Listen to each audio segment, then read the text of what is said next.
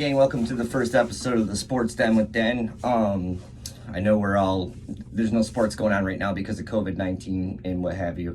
That's fine. What we're going to do on this show is we're going to talk about sports that have already happened. Quite frankly, this is going to be done on a shoestring budget. Don't like the page or like the video or follow me. I'm not trying to monetize this. I'm actually a medical student. I'll have money, so I really don't care. I'm just fucking bored and I want to talk about sports. So on this show, we're going to have a little bit of segments. Like, for instance, we're going to start out with, Who's That Coach? In this edition of Who's That Coach, we're going to go through the annals of sports and figure out some of the coaches that nobody really gave a shit about, that were awful. In the inaugural edition, we're going to talk about Richie Kotite. Richie Kotite coached the Jets and the Eagles. I believe it was the Jets back and then the Eagles. I don't know how the fuck Richie, this guy couldn't even bag groceries, let alone coach an NFL team. He had Randall Cunningham, took over for Buddy Ryan, I believe, in Philly. It was just awful. Just awful. He looked like your divorced gym teacher that, tried to sneak into the women's locker room after gym class. Richie Kotite, not a lot of people remember him. And I think, the Jets team he inherited was just horrible. Let's face it, it's the Jets. In full disclosure, I'm a Detroit sports fan. I live in Houston. So there's really no bearing for me to talk about that. But Richie Kotite was awful. The Jets team he inherited, I think, was with Boomer Esiason. And like I said, in this show, I'm just shooting from the hip here, gang. Feel free to comment and make fun of me and make fun of, my shit. I'm actually doing this in my closet because my wife won't let me do anything fun. So in this edition of Who's That Coach, it was Richie Kotite.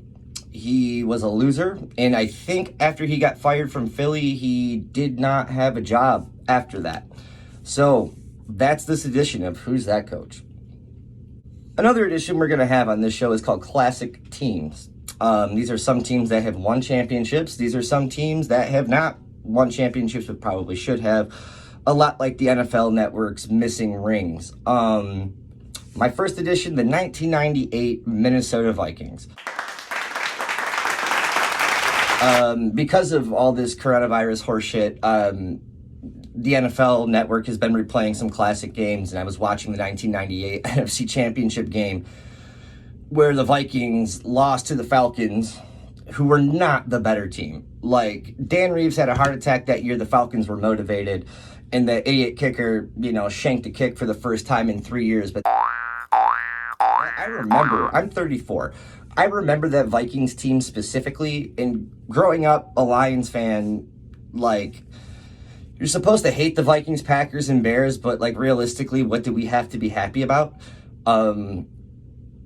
Oh, God, yeah, we don't have enough time to talk about the Lions. But the 1998 Vikings team had a rookie Randy Moss, a rejuvenated Randall Cunningham, who reinvented himself as a pocket passer. Before that, he was like a Mike Vick, Lamar Jackson type of character. But, man, that motherfucker would sling that shit down the field. He had Chris Carter, Randall Cunningham, Robert Smith, who is actually a doctor now. The late Denny Green was the coach. Brian Billick, I believe, was the offensive coordinator of that team, who went on to have success coaching the Ravens in a Super Bowl. But man, the Broncos won that year and played the Falcons in the Super Bowl. And now I'm just sitting here thinking, and what would have been, most Minnesota fans could empathize with this because shit, dude, that would have been probably the best Super Bowl ever. And we'll never know now. You can simulate it in Madden, but it's just not going to be the same. But that's it for this edition of Classic Teams. Unfortunately, with sports, you get a lot of athletes that have a lot of money. And when you're young, have a lot of money, and nothing better to do with your time, kind of like a lot of people right now, you turn to drugs. And this is a segment on the show I'm going to call Say No to Drugs.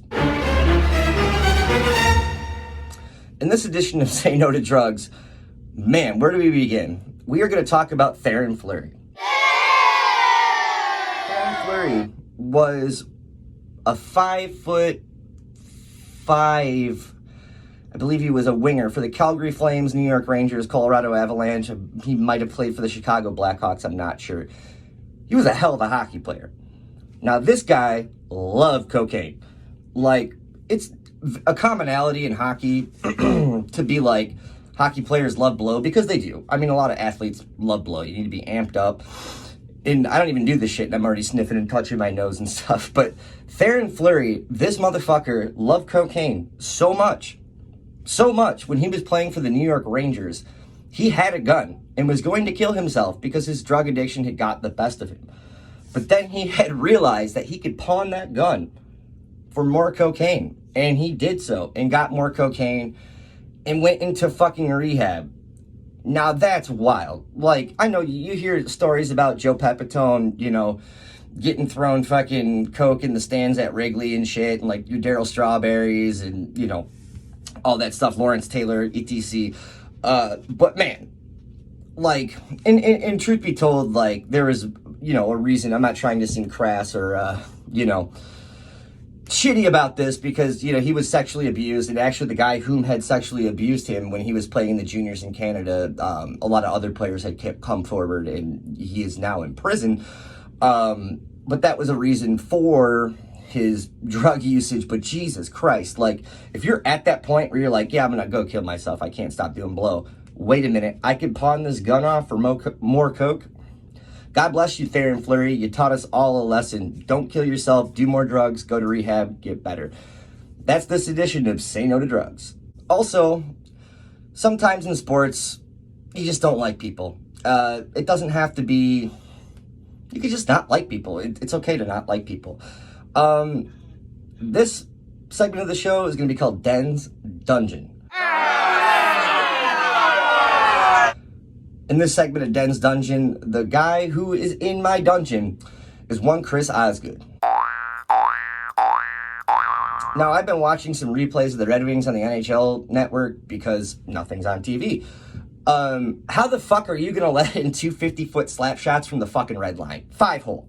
Jamie Langenbrunner got him, and Al McInnes got him. Chris Osgood, oh yeah, Dennis, well, Chris, and Red Wing fans, I hear you. Oh yeah, he won a championship in 98. Yeah, he had like arguably the best defense in front of him. Chris Osgood sucked. I remember when the Red Wings got Dominik Hasek, they traded him to the Islanders, and I called my dad, and I was like, oh my God, blah, blah, blah, blah. We had to get rid of Osgood. We traded Kozlov. My dad was like, as far as I'm concerned, he gave up a fucking sack of sugar for Dominik Hasek. Chris Osgood just fucking choked so many times, and I think led to my chronic indigestion and heartburn problems. And then he came back. It's like he came back after Hasek shit the bed in the 2000, I believe it was the 2008 season where the Red Wings beat the Penguins, not lost. I think that was maybe it was 2007. We'll agree, I think it was 2008. Anyway, Dominik Hasek fucked up, and then they put Chris Osgood in. And to his credit, Chris Osgood came, delivered, won the cup, but he also fucking choked in Game 6. I was living in Texas at the time, before I had moved back to Detroit to finish my undergrad. I was on the phone with my fucking dad. It was like 4 seconds left in the game, and I'm like, who do you think's gonna win the Conn Smythe? This is awesome. You know, we're both I mean, truth be told, I'm from Montreal originally. But I also grew up in Detroit, so I love the Red Wings and Habs both the same. But how the fuck did I think it was Peter Sikora just knocked the puck in with like 2 seconds left, and then we lost in overtime, and then my dad called me back and fucking cussed me out. So, Chris Osgood, even though you've been retired for almost over a decade now, you are in Den's Dungeon. The last segment on the show is called Personal Foul. Personal foul is just, you know, sometimes when people aren't very nice. And in sports, sometimes people aren't very nice and talk a lot of shit. And sometimes it's funny, sometimes it's not. And in this edition of Personal Foul, we are going to talk about one Bryce Harper. We're not going to get really too in-depth here. He just kind of seems like a bro, and I mean, the Nats won a World Series after you went to Philly, and just, yeah, you're an asshole. I don't like you. You just seem like a redneck. So, yeah, you know what? Bryce Harper, personal foul. You're an asshole. All right, gang, that's the first edition of the Sports Den with Den. I don't know if I even said that was the name of the show at the beginning, but that's the name of the show. And like I said, don't bother liking or following the page or anything like that. I'm going to just do this as poorly as humanly possible because I'm bored and my wife's driving me crazy. Yeah, so, you know, every Friday we'll be doing this until we get through it. So that's the first edition of Sports Den with the Sports Den with Den. I'm not even really I'm gonna crudely edit this. I'm gonna put in the worst, you know, star swipe effects ever.